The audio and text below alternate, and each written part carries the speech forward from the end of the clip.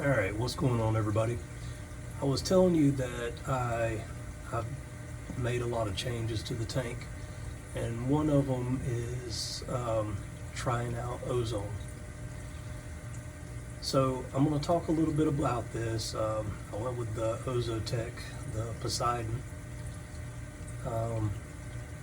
and I'll show you on the video here like what equipment I have with it and how I'm running it, how I'm using it, and just kind of give you some of my thoughts so far. So this is the unit itself. Just has an inlet and outlet, an adjustment knob. I paired it with the Milwaukee ORP controller. Right now I've got it kind of dialed in roughly at about 340.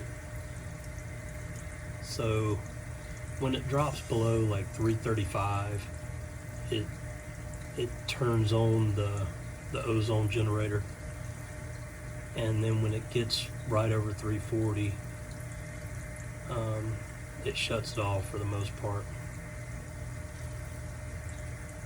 I've seen various videos and read some forums.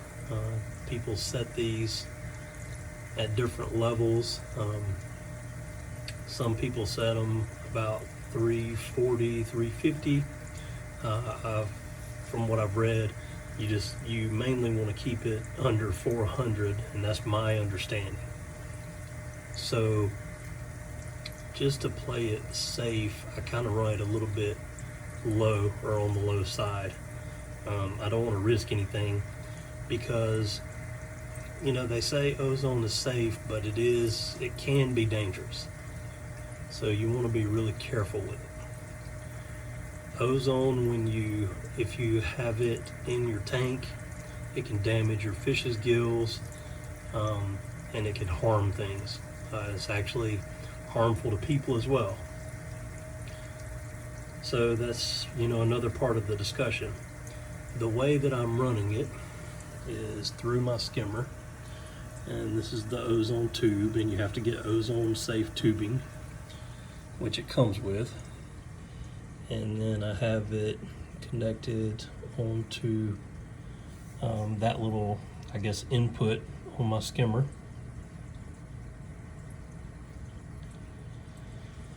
And it mixes inside the skimmer,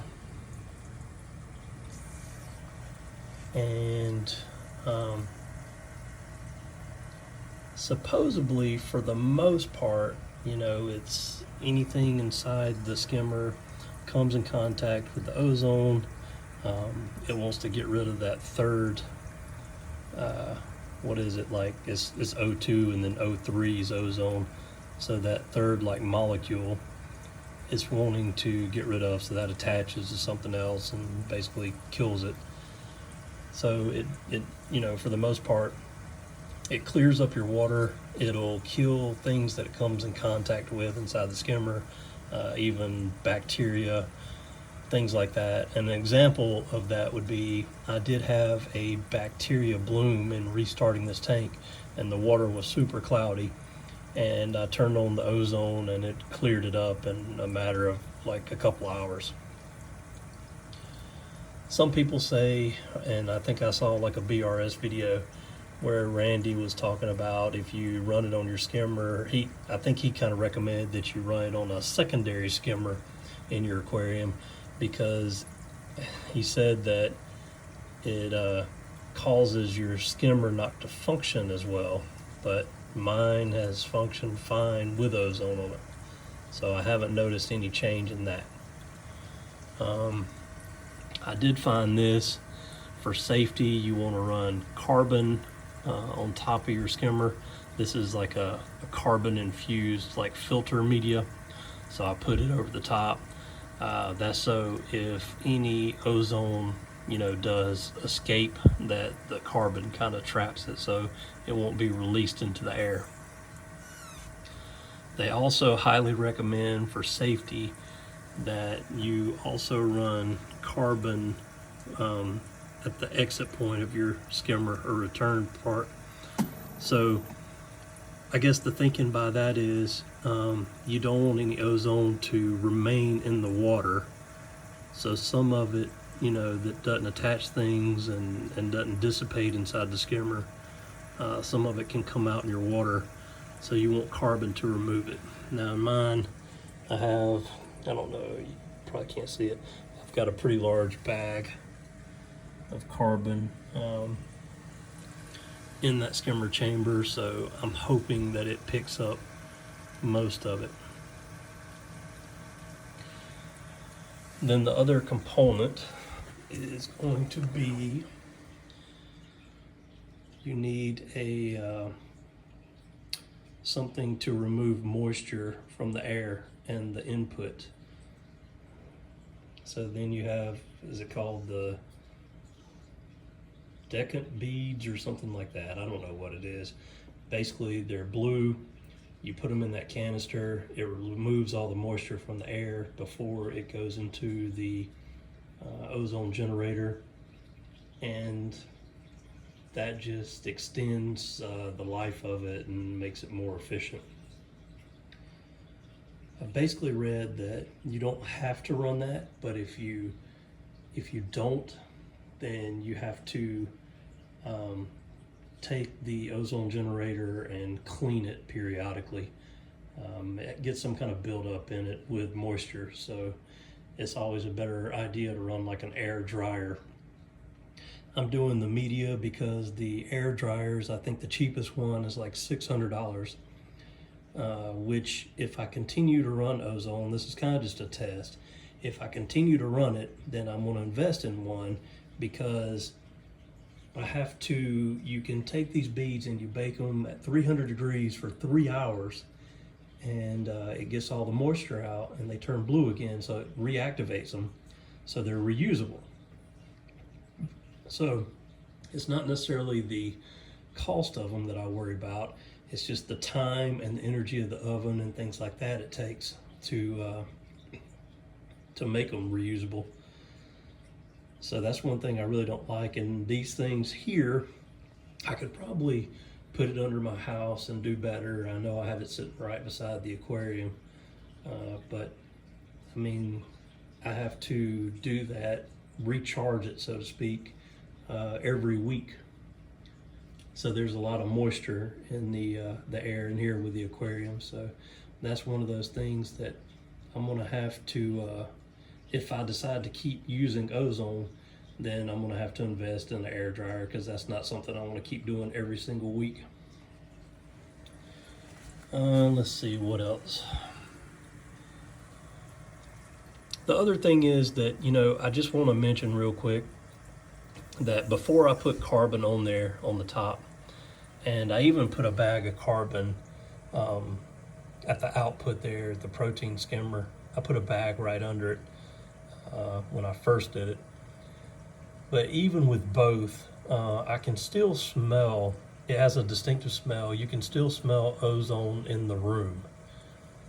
And I do question that still being safe. Now that was, when I first got this set up, I put bags of carbon on top of here, and I put a bag at the output there, and I still would smell ozone in the room. I contacted Poseidon about it, and they told me that it was off-gassing. So they said, you know, that's something that can be fairly common. It's just some that bypasses the carbon, you know, whether it be via the water or via the top of the skimmer in the air, and kind of enters the room anyway. The, I guess, positive side of that is that ozone has a very short, I don't know whether you're gonna call it like lifespan or whatever, but it only lasts like 20 minutes in the air. So what I've done is I have it hooked up to my Neptune, and I only run it during the day when nobody's here, because I want to play it safe. Like I said, anytime it's running, I can still smell it in the room. So I want to play it safe for my family. I have young kids, So just having said that, even with the carbon and stuff, I shut it down while we're at home, so it only runs during the day when we're not here. So just, something to keep in mind safety wise. There's all kind of information you can read up, but ozone is harmful to people. It can actually, in higher doses, can damage your lungs. Now this equipment here for aquarium is supposed to be considered like a lower dose type system. So I don't know, if it produces enough that it could really do damage to people. But anyway, it's just best to play it safe. Let's see what else. Pros to it.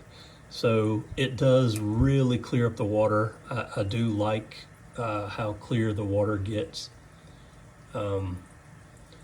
It says, that it also, as things come to the skimmer, it'll kill like algae particles and, bacterias and all sorts of other bad stuff that could be in your tank. It can kill a lot of that stuff. Even like coral warfare, it can kill some of the toxins they release. So all those are pros, all that's good and great. The negative side to it is the main one in my mind is you're kind of using this as a replacement for carbon. So carbon will clear your water too, and carbon will take out some of the stuff you don't want. The difference is carbon, when you put it in the tank, immediately starts wearing down, and ozone is consistent. But the negative to ozone is it's almost 100% necessary to run carbon along with it for safety.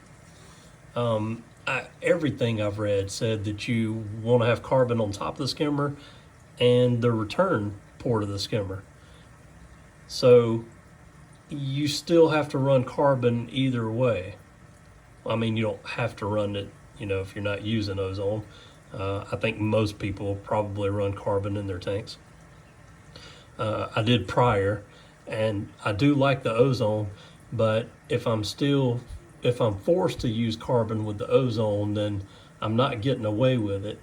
Now the water does seem just a little bit clearer with the ozone than it did carbon alone, but I'm not sure if it's still like a worthwhile investment. You got a couple $100 for the unit. Then if you do the air dryer route, you're going to have $600 in that. Then you have an ORP, whether you use your Neptune controller to do that or buy something separate for it. Then if you use a skimmer, I would also, if you're going to definitely use ozone, I would really recommend using an ozone reactor. I've looked at those. Let's see, Geo's Reef has one, and let's see, what was the other one that still made them? There's not very many options out there. It was, I think, a Vast Marine had one, but either one of those you're looking at, it was like $400 or $500 for that.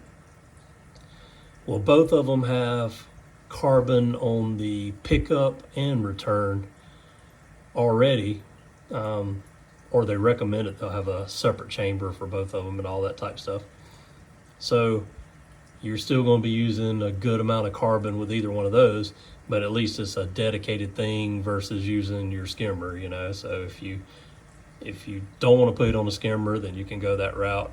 If you do, then you definitely want to put carbon on top of your skimmer, and probably at the return, like I said, I'm just running a large bag of it before the water's returned to the tank. I haven't noticed any issues in the tank itself, so I feel like that's going to be good enough. But anyway, let me know if you have any questions about it. I might do another video as some more time passes. Right now I've had ozone running in this tank for, I believe it's been 2 weeks. So I installed it right after I did the reboot to the whole tank. And so I'm not overly familiar with it yet, but learning a little bit. I have played with the levels. I have bumped that up a little bit. Oh, I forgot to mention, I originally started out putting that at 445, 450. It was right in that range. When I did that, I noticed the fish looked like their gills were moving more, like they were struggling to breathe. So, so that's why I actually bumped it down. But anyway, just wanted to throw that in there. Let me know if you have any questions or comments, or if you have experience with ozone as well. I like certain aspects of it. I think it has potential. I feel like that it'll work out really great if you do it correctly. So maybe if you have a dedicated ozone reactor for it, and you always keep carbon on it, maybe that'll be enough carbon to where it'll keep the ozone smell out of the room and make it completely safe. Maybe it's still safe anyway. Maybe even though I can smell a little bit of ozone, it might not be strong enough to hurt us or do anything. I'm just not really sure, but otherwise I would run it all the time, but just scaling it back and running it at set periods of time instead, just for safety. But anyway, thanks for watching. Hope you get something out of this.